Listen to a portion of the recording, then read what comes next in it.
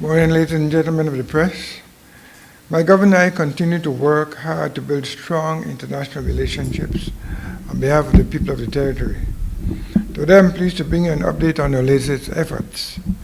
Next week, from September 7 to 13, I'll be leading a delegation to engage with business leaders, government officials, financial services practitioners, and clients in Hong Kong and Greater China as part of our ongoing effort to strengthen the territory's economic and financial services relations with the Asia-Pacific region. The visit will coincide with the first anniversary of the opening of BVI House Asia in Hong Kong and the 30th anniversary of the International Business Companies Act, the IBC Act, the innovative piece of legislation which has positioned the Virgin Islands as a leading global financial services jurisdiction. The BVI has been working with Asian businesses and professionals for 30 years and has become the jurisdiction of choice for corporations, for corporates, joint ventures, and all forms of wealth management by Asian clients. Drawing on its unparalleled experience of the Asian market, its extensive business contact and mature infrastructure, the BVI remains committed to building and deepening relationships with clients, business partners, and vested third parties in Hong Kong, China, and across Asia. The Asia-Pacific region continues to be a fundamental market for the British Virgin Islands. Around half of our financial services business emanates from that region, and given its increasing influential role in the global economy, Asia represents a significant economic opportunity for the BVI both in terms of financial services as well as tourism. The primary focus for the jurisdiction is to continue to be a trusted business partner for Asia stakeholders and to support their ongoing economic success. During my visit, I will address the Hong Kong General Chamber of Commerce, the oldest and largest business organization in Hong Kong, with its members representing a wide spectrum of local, mainland Chinese, and international businesses. I'll speak on the topic, will offshore and mutual jurisdictions remain viable in the emerging global landscape? My address will reinforce the critical importance of the BVI and its structures to the Asian economy and examine the resilience of financial centers such as the BVI in light of a changing global landscape. Towards the end of the week, I will also be speaking at the Business BVI Asia Annual Conference, along with Director of BVI House Asia, Ms. Elise Donovan, Managing Director of and Chief Operating Officer of the Financial Services Commission, Dr. Robert McTavish, Mr. Edward Bannister, Judge of the BVI Commercial Court, and guest speakers from BVI firms in Hong Kong and Greater China. The BVI Asia Conference will engage stakeholders and clientele on a range of issues relative to the territory and is themed Pivoting Towards Asia, the Pathway to New Opportunities. The BVI's engagement in Hong Kong and China next week will include a visit to the city of Shenzhen in the province of Guangdong to further develop the relationship formalized on January 10th of this year with two memoranda of understanding signed between the British Virgin Islands and the Quanhai Authority, as well as with the city of Shenzhen. The objective of the latter is to increase friendship and bilateral cultural exchanges, as well as to facilitate greater cooperation, particularly in the areas of tourism, economic growth, culture, and sports. The former relates to the development of cooperation in financial services. As previously stated, the territory is currently observing the 30th anniversary of the IBC Act, as well as the first year anniversary of BVI House Asia. As you are aware, BVI House Asia was established to better service the Asia-Pacific market in real time and to make sure that business is conducted efficiently and seamlessly. Therefore, in celebration of these two milestones, I'll be hosting a cocktail reception for BVI Financial Services industry partners in the Asia-Pacific region. Ladies and gentlemen of the press, this brings me to the end of today's update and look forward to your questions. Morning, Premier. Zan Lewis, ZBVI Radio. You made mention that you'll be traveling to Hong Kong on the 7th to the 13th, and you'll be involved in several activities there on the 30th anniversary and so on. Over the last 30 years, you made mention of Hong Kong being a viable economic and tourism jurisdiction for the Virgin Islands. How has it been with the BVI, this relationship over the last 30 years in terms of revenue, what the BVI has been earning in revenue-wise in tourism and financial services from the relationship with the Asian market? Okay, Mr. Lewis. The concentration has been for quite a few years on financial services. And as I said in the report I just gave, at least more than 50% of our business is with the Asia-Pacific region, which means that the work of the financial services, including all the incorporations that are done here, which keep our people busy, much of that emanates from the Asia-Pacific region. We have had not a great deal in tourism as yet, but the memorandum of understanding that we signed early in the year speaks to that. And that is one of the areas that I'll be discussing further when I get there. What do you think needs to be done to improve this area more in tourism? How can they assist the BVI to further this tourism relationship? What is needed? They can assist in many ways. First of all, there's many persons, investors in the Asia-Pacific region who has the capability of making investments in major tourism facilities like resorts and so. And we have had some discussions, but we'll be able to continue those and further other discussions when I meet with the Chamber of Commerce and also when I meet with business leaders and investors in Hong Kong and China when I get there. Of course, as you know, that the Chinese are also great travelers, and I expect that once we continue this relationship, we'll be seeing more and more Chinese visitors as tourists to the BVI. Good morning, Crystal Kenyon from the BVI Beacon newspaper. I wonder if you could tell us a little bit, as we're looking at the first year of BVI House Asia, what do you think some of the accomplishments have been since it's opened?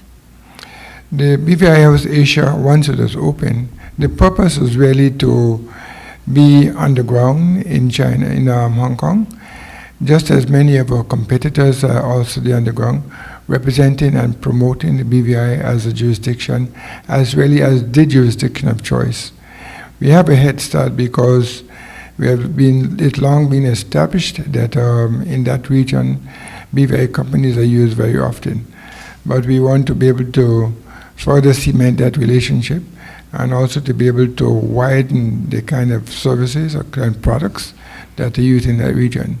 Hence, with the presence of the BVI House Asia, we're able to link and support the persons who promote the industry in BVI. That is the various companies who deal with clients in terms of corporate and other kind of structures.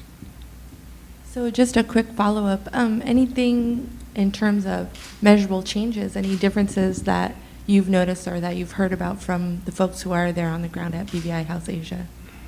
It is a little early to speak about measurable changes, particularly in light of all the challenges that financial services have been having globally.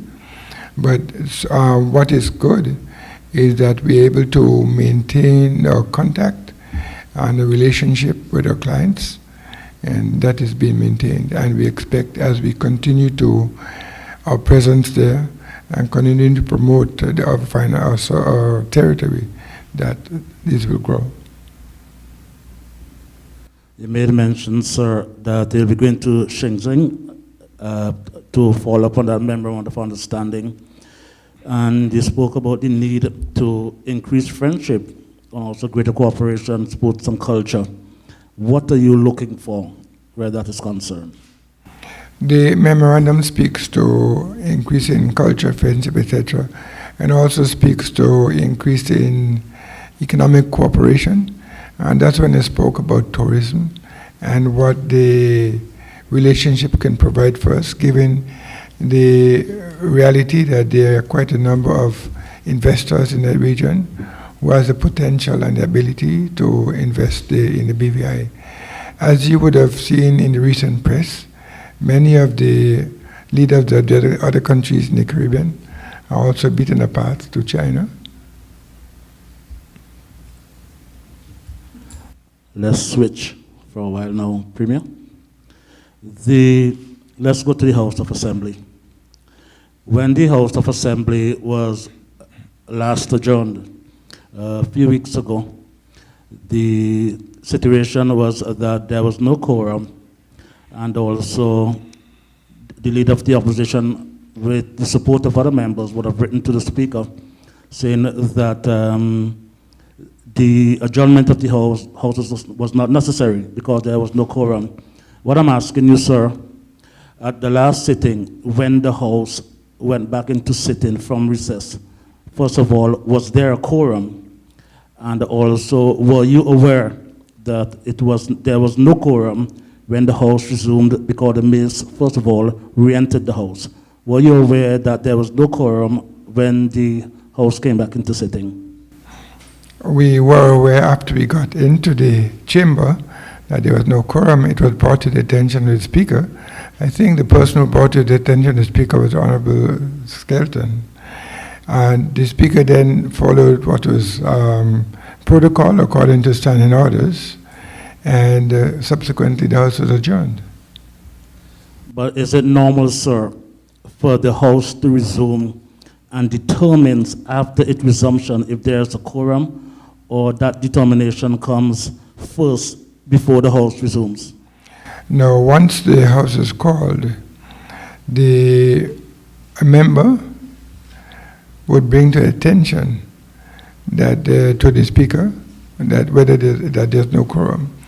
In fact, when the House begins at initially at 10 o'clock in the morning, the Speaker would normally wait until there's a quorum. But if there's a break, such as we had a short break, when the members go back into council and the House resumes, then if there's no quorum, then it is brought to attention to the Speaker. This is the protocol that is established. It has to be brought to attention to the Speaker. It was done, and then the Speaker has to make a decision. But in a situation like that, sir, was it right to adjourn the House when there was no quorum, and if you think it was a constitutional flaw, so to speak? Definitely not constitutional flaw, and was perfectly in order and following protocol established in the standing orders here in the BVI and protocol that is followed in other Commonwealth countries. So you think it was right to adjourn the House and not continue the recess at that time? You think the decision taken to adjourn the House was the right one? It was correct. The recess was for 20 minutes. What do you do after the 20 minutes is over? What we did was a correct procedure, and also adjourned quite properly, despite what others may say, who claim to know the standing orders. Premier, another sort of House of Assembly question. Can you tell us when we can expect to see the 2007 elections report tabled in the House? That is a good question. I will be able to answer you that and get back to you with that, right? Because I know that it was being reviewed, and as soon as that review is complete, it will be brought to the House. I cannot tell you at this moment at what sitting will be brought, but I promise as soon as it's complete and brought to the attention of the Cabinet, it will be tabled in the House. Good morning, Johan Earl, Virgin Islands News Online. There was to be a sitting of the House of Assembly last week, and then there was a notice saying that the notice for that sitting was withdrawn, and now we see a new sitting scheduled for the 11th. Could you comment on what caused the withdrawal of the notice for the sitting? I believe it was should have been on the 2nd of September. And whether it had anything to do with the letter that was sent by leader of the opposition. The notice for the sitting was sent out, to withdraw the sitting was sent out because the important bills which I wanted to be on the on the other paper were not ready, and hence the meeting was delayed. That is why the meeting will not be on the 11th of September. So you're saying, sir, that the letter from the opposition had nothing to do with the change of date of the sitting? The letter from the opposition, leader of the opposition, carried an opinion on what he thought. The change of date was essentially because the matters that needed to go on the other paper, government business, were not quite ready.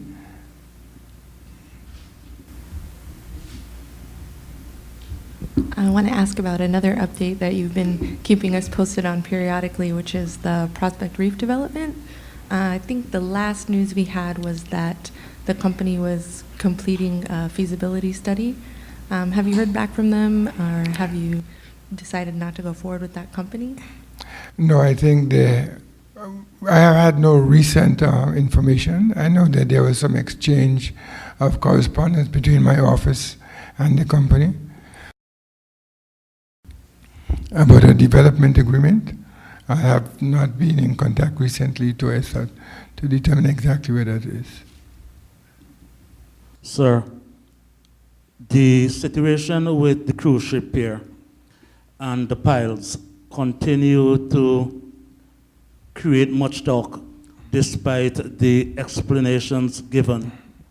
What I'm trying to ask you, sir, as we attempt to get more information, the information was released in the House of Assembly from the Communication Works Minister some time ago that these piles, certain piles, were ordered for the cruise ship here, and we later heard from the contractor Meridian that they had ordered the piles for the cruise ship here. What we're trying to find out, who actually ordered the piles, these certain piles for the cruise ship here? Was it the government or Meridian? And if it was Meridian, what happened to the piles that government said it ordered prior? What I would say to that, Zan, is that this matter has been discussed so often, so many times, and so long. The minister gave quite a detailed explanation, and I don't think there's anything else to say on the matter. Despite the concerns from people, you don't think there's anything else to say? Because I think attempts were made earlier from one media organization and nothing happened. So as Premier, I don't know if you want to spread some light and put it to an end. There's no further light to be shed. Full disclosure was made in the House of Assembly. Full statement was made by the minister and supported by documents. So there's no further need to say anything else. What's the position with the Attorney General, sir? We are hearing that he's going to leave office when his contract ends. Has he asked for renewal? What is the position on this? We have been hearing that there have been problems in the Attorney General's office, which may be forcing him out. What can you tell us, sir? What I can tell you is that that function is a function of the governor according to the constitution of the BVI, and he will do what is necessary. And it has nothing to do with the cabinet of the BVI. It's merely a function of the governor. But has he indicated to you that at the end of this contract he'll be leaving? I, again, would like to refer you to the governor for him to make whatever statement he wishes to make on the matter.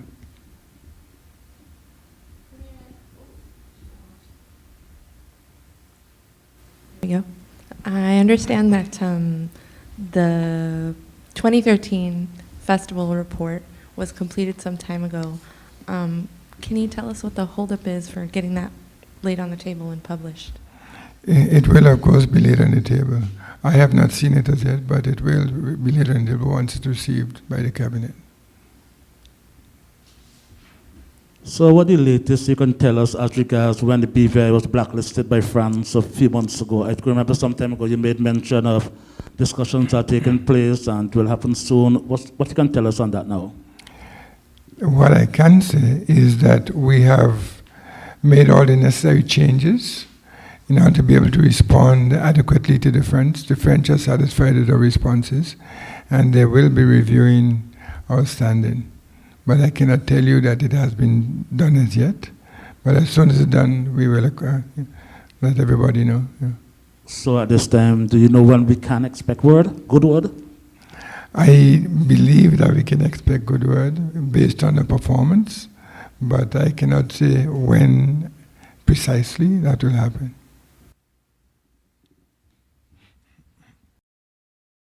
I also want to ask if you have any update for us about the Queen Elizabeth II Park. Some time ago, you had spoken to residents about the renovation and all. I know there was one contract awarded. Has any work taken place out there?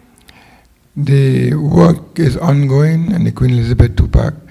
There was a little bit of a hiatus, stoppage, because of the festival activities, but work will be beginning again very soon. Sir, as regards the Commission of Inquiry, a lot has been said or have been said on this issue. The opposition would have brought a motion before the House. Everyone would have debated it. They are claiming that there are red flags still over the project. They are claiming that they need the true cost of the project. The governor said there are some serious allegations in the public accounts report, and he will be making a decision before the end of the year.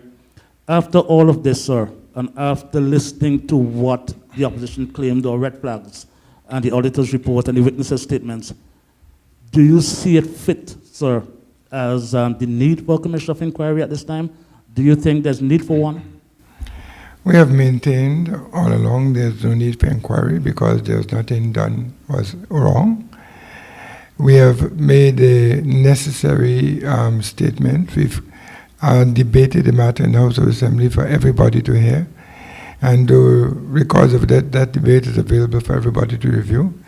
The governor, of course, has records and he will make up his mind about what he needs to do. So you're saying, sir, after all of this debate from both sides, nothing was said to convince you that there's need for a commission of inquiry? No.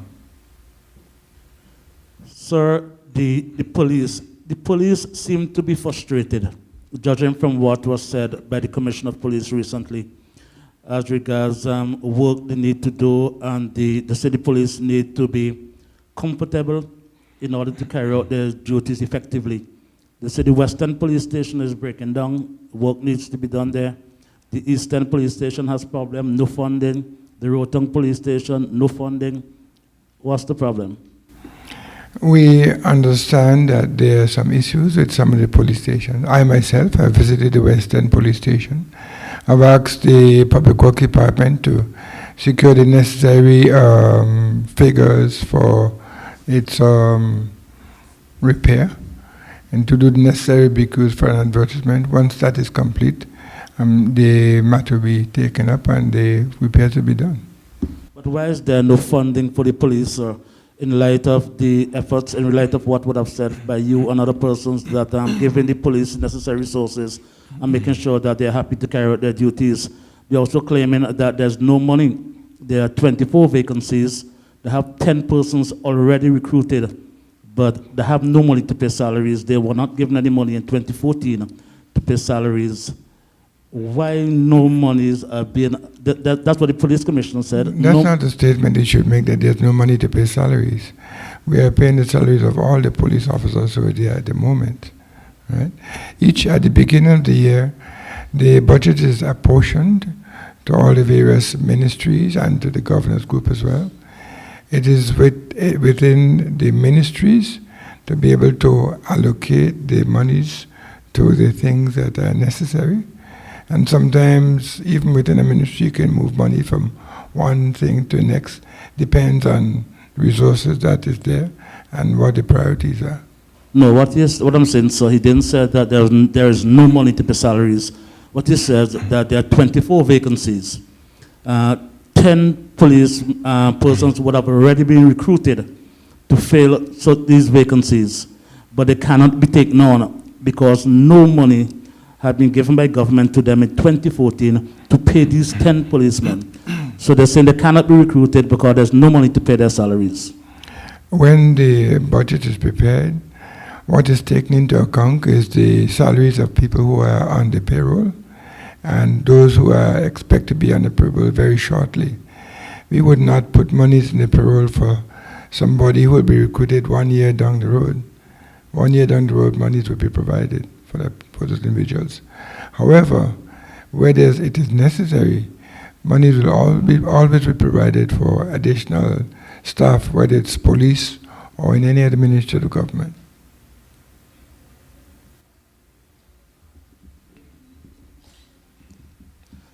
Prima, let me ask you this last question. Also this week, the government was severely criticized as being reckless, so to speak, by the regional general manager of Delta Petroleum, claiming that government has refused to pay them the money that was placed in a consent order from the High Court, and they claim it has been reckless, some $700,000, and they're claiming that government needs to pay them the money. As Finance Minister, how would you respond to such statements? There's a process which is we are following, and the monies will be paid. So there's no real issue. It's a matter of time, and I think that the general manager understands that. What is this process, sir? Well, the accounts have to be put in place, money has to be transferred from one account to the next, and it has to be done in proper legal way, and so this takes some time, but there's no question that the monies will be paid. Finally, so when this money could be forthcoming, if you want to put a time to it? Shortly. I'd just like to say one last thing, that I understand that there was a criticism that this government has done very little in financial services.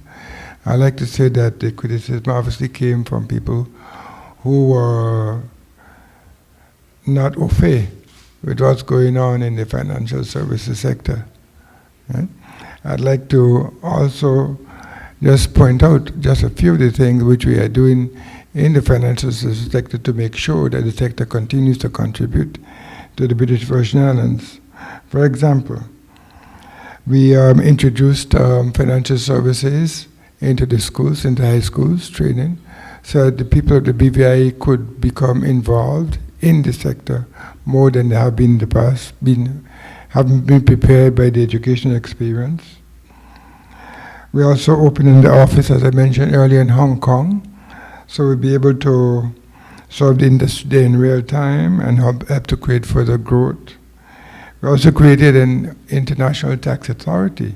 This was created in 2012 because it was recognized that we needed to have a special unit to deal with requests from the Tax Information Exchange authorities. These and so many other measures that we were put in place, including looking at the whole industry to see how it's functioning and where the direction we should be going. In fact, we recently hired a firm by the name of McKinsey. McKinsey is an international firm who has done similar work in other jurisdictions. And they've been here with us so far, and we expect them to look at us from a holistic point of view and give a roadmap forward. So there are many things that have been happening in the financial service industry, and persons who are not informed should not be making statements that are not correct. Thank you very much.